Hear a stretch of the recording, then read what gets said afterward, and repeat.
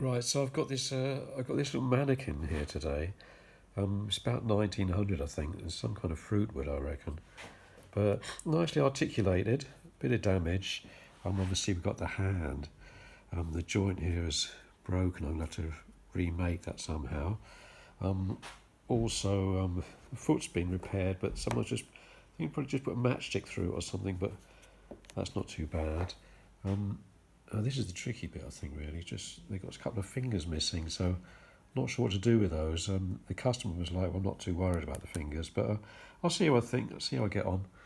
Anyway, there it is. So I've dismantled it with the aid of a kebab skewer drift that I've tapered as necessary because the pegs are just two different sizes, slightly bigger one there and a slightly smaller one on the hand. So yeah, it looks like quite a nice little job. This watch this space and I'll see how we get on.